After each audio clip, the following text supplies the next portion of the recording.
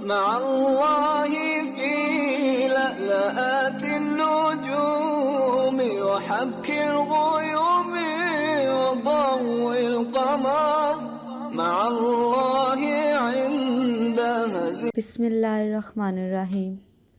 اسلام اصل دین کے پیارے سے دوستو، السلام علیکم. دوستو، آپ سے درخواست ہے کہ اگر آپ ہمارے چینل اسلام اصل دین کی ویڈیو پہلی بار دیکھ رہے ہیں اور ابھی تک آپ نے ہمارا چینل سبسکرائب نہیں کیا تو ابھی ہمارا چینل سبسکرائب کریں اور ساتھ ہی لگے بیل کے بٹن کو بھی پریس کریں تاکہ آپ کو مستقبل میں ہماری اپلوڈ ہونے والی مزید ویڈیوز کا نوٹیفیکیشن ملتا رہے. ویڈیو کو لائک اور شیئر کرنا مت بھولیے گا. کمنٹ باکس میں اپنی رائے کا اظہار ضرور کیجیے گا. بہرحال میں موضوع میرا چونکہ یہ نہیں، میں ادھر نہیں جاؤں گا.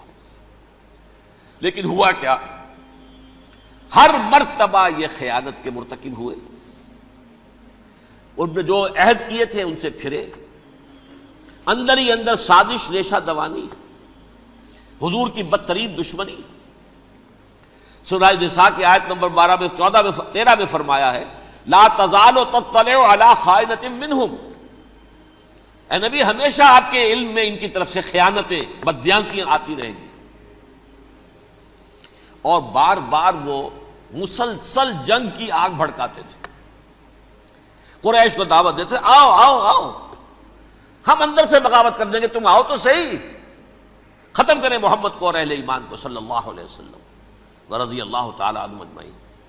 لیکن پھر جب وہ آتے تھے تو یہ دبک جاتے تھے، ان میں ہمت نہیں تھی، میدان کے مرد نہیں رہے تھے. یہ سورہ حشر میں ان کا نقشہ کھینچا گیا ہے. کھلے میدان میں مقابلے کی اس کے اندر صلاحیت ہی نہیں ہے. یہ تو فصیلوں کے پیچھے سے، جیسے عورتیں کہیں دیہات میں لڑائی ہوتی ہے تو مرد جو ہے گلیوں میں لڑتے ہیں، عورتیں اوپر سے پتھر پھینکتی ہیں، بس وہ کام یہ کر سکتے تھے. من ورائے جدر، فصیلوں کے پیچھے سے، جنگ میں میدان میں نہیں آ سکتے. بہرحال قرآن مجید میں ہے یہ سورہ مائدہ کی آیت نمبر 64 کلما اوقدوا نارا للحرب اطفاها اللہ.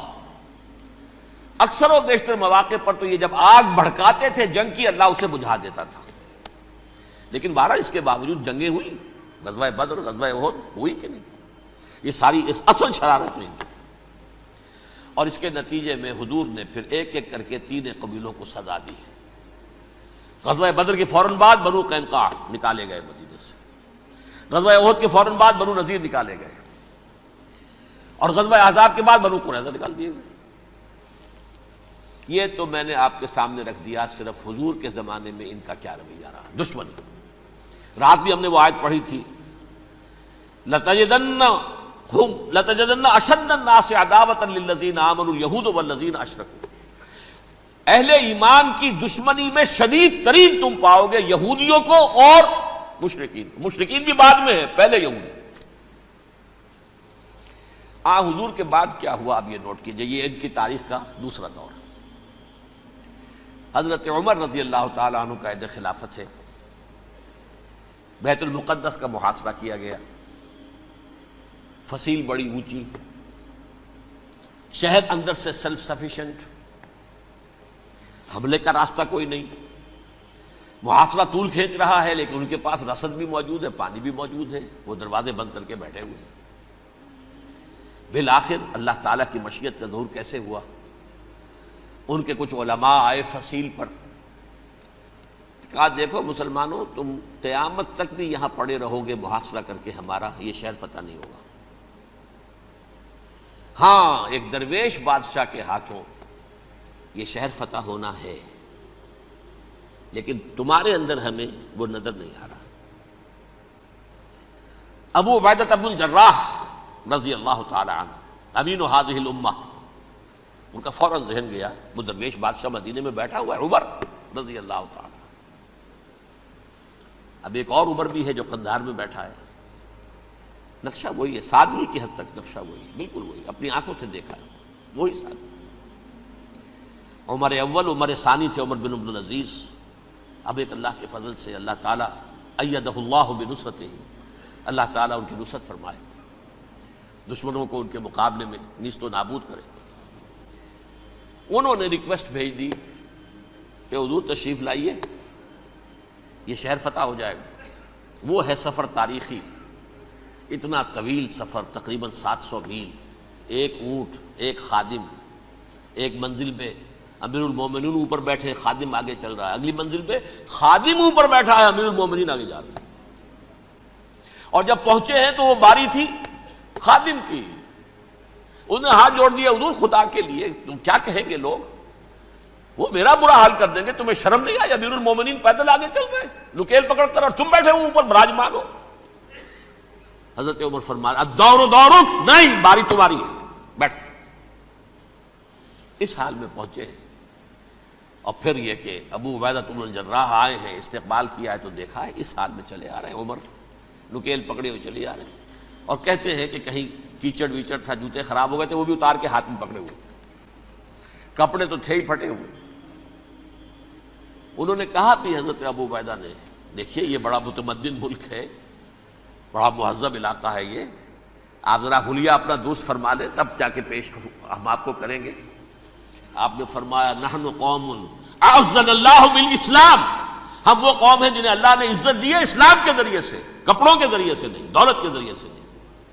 اسی حال میں گئے ہیں، اوپر سے انہوں نے کھڑے ہو کر نشانیاں دیکھی ہیں، اپنی کتابیں کھولی، ہاں یہ وہی ہے، اچھا لو جی سرنڈر، شہر تمہارے ہاتھ میں۔ خون کا ایک قطرہ نہیں بہا اور بیت المقدس فتح ہو گیا۔ لیکن اس وقت حضرت عمر نے ایک نرمی یہ کی کہ یہودیوں کے لیے بھی اسے اوپن سٹی قرار دے دیا۔ یہ احسان عظیم حضرت عمر کا، اس سے پہلے یہودی آ ہی نہیں سکتا تھا، داخل ہی نہیں ہو سکتا تھا، وہاں وہ آ کر وزٹ نہیں کر سکتا تھا، زیارت نہیں کر سکتا تھا اپنے مقدس مقامات کی۔ حضرت عمر نے یوں سمجھیے کہ تقریباً 550 برس کے بعد ان کے لیے راستہ کھولا ہے کہ ہاں تم آ سکتے ہو، زیارت کر سکتے ہو۔ لیکن یہ عیسائیوں نے لکھوایا معاہدے کے اندر، انہیں یہاں آپ آباد ہونے کی اجازت نہیں دیں گے، لیکن کم وزٹ دی پلیسز، دیکھیں زیارتیں کریں اور جائیں۔ یہ معاہدہ حضرت عمر کا ہے رضی اللہ تعالیٰ، جو پھر خلافت راشدہ کے بعد بنو امیہ نے بھی اس کو آنر کیا، بنو عباس نے کیا، پھر جو ہمارے یہ ترکوں میں اندر خلافت آئی تو ترک خلفاء نے بھی اس معاہدے کی پوری پابندی کی۔ فلسطین میں آ سکتے ہیں یہودی صرف زائرین کی حیثیت سے، وہاں آباد نہیں ہو سکتے۔ اب آئیے اگلا دور آیا حضرت عثمان کا دور خلافت۔ یہ ہے وہ وقت کہ اب یہود نے امت مسلمہ کی پیٹھ میں چھرا گھونپا۔ وہ کیسے؟ ایک یہودی عبداللہ ابن سبا اسلام کا لبادہ اوڑھ کر آ گیا،